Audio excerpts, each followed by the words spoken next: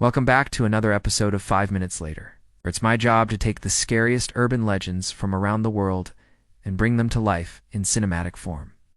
If you like scary stories, creepypastas, unsolved mysteries, then make sure to hit that subscribe button so you can catch our new episode every single Friday at 8 a.m. Arizona time. Also, don't forget to check out our podcast available on Spotify and Apple Podcasts. Now let's get into this week's story, which is titled Possessed and Forgotten. This story comes from a Reddit user. I was an au pair in a wealthy family's home. Parents were mostly absent and left me to take care of the 3 kids. Ages 9, 6, and 2.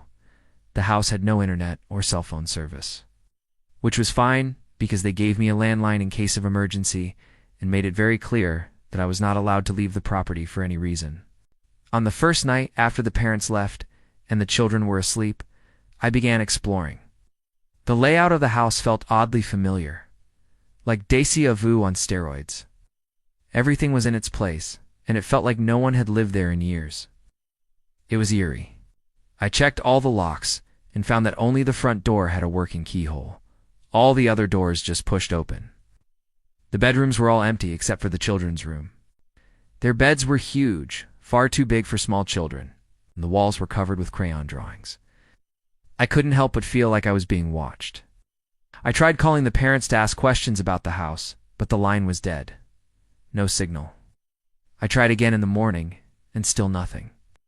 With no answers and feeling weirded out, I decided to focus on preparing breakfast for the children and settled in for what would be a very strange week. I discovered that the power went out automatically each night at 11 p.m. and came back on at 7 a.m., and that there was no way to control it. The TV didn't have a remote and seemed to change channels on its own. Then it would start playing old black and white horror movies. There were some books lying around the living room, so I started reading them when I wasn't busy. They were old and creepy. One was titled How to Summon Spirits. Another was a journal of some kind, detailing strange rituals and experiments conducted by the previous owner of the house. I remember writing something along the lines of, "I must resist the urge to perform these rituals, even if it means certain death before falling asleep." The next day, I heard scratching noises coming from inside one of the walls. I called out to the kids, but they were outside playing and I could hear them respond. At first I thought it was just a mouse or some other small animal, but the noise continued all day long. Every night when I went to sleep, I would hear the sound of dragging metal moans. I never saw anything, but I could hear footsteps near my bedroom, like someone walking back and forth slowly. Then I would hear whispering, but only when I closed my eyes. As soon as I opened them, the sounds stopped. I would see the children standing by my bed sometimes, but they always looked different, like their eyes would glow red. Then they would walk away, and I'd hear their voices, distorted and inhuman. The whispering drove me insane. I couldn't focus on anything else, and I became terrified to close my eyes. One day, the oldest child asked me if I had seen his sister. She hadn't come out of her room for days, and he was worried. Of course I said no, but we can go check on her. He nodded and held my hand. We walked down the long hallway towards his sister's room. The baby sister hadn't come out since Sunday, so we were getting worried. But as we got closer, the scratching sounds started up again.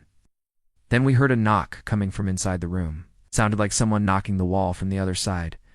We stood there listening intently. Then the knocking stopped and we both stared at the door, frozen in fear. Then the oldest child screamed and ran. I didn't know if he was afraid of whatever was in there, or if he was trying to get away from me, but I chased after him. As I rounded the corner, I tripped over something and fell face first onto the floor. When I looked up, the oldest boy was kneeling next to me and he whispered urgently, "Don't go in there. Whatever you do, don't go in there." Before I could respond, he turned and ran away. Shaking and confused, I slowly got to my feet and walked towards the source of the noise. As I approached the room, I heard the scratching again. Then I heard a knock. I knocked on the door and yelled, "Hello," but there was no reply.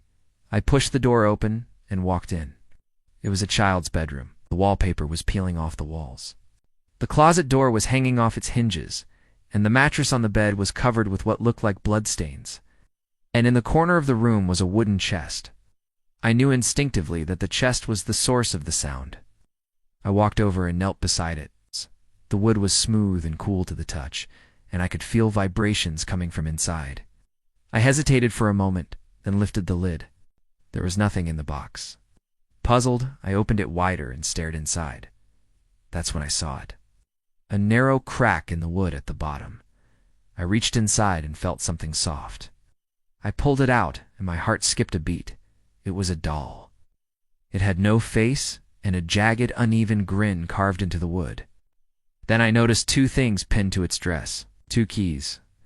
They were identical except for the fact that one was slightly larger than the other. I tried the smaller key in the lock of the bedroom door and it fit. Relieved that I now had a way to escape the room, I turned to leave. That's when I heard a voice behind me say, "Oh, so you found the box." I whirled around and saw the little girl standing there. She had no eyes, and her mouth was twisted into a horrifying smile. Then she vanished. I screamed and ran for the front door, fumbling with the key. I managed to get it open and stumbled outside. I ran as fast as I could, not daring to look back. I could hear the little girl screaming and laughing, urging me to go faster, to run for my life.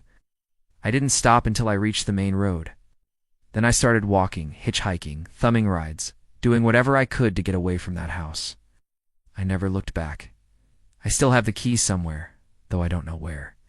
And sometimes, late at night, I swear I hear scratching coming from inside my walls. Thank you guys so much for watching. If you enjoyed this story, then check out this playlist right here for more scary stories. Also, don't forget to hit that subscribe button and join our community to suggest future story ideas.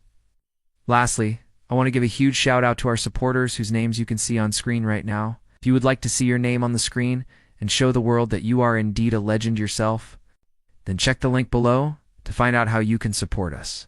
Till next time, sleep tight and don't let the bed bugs bite.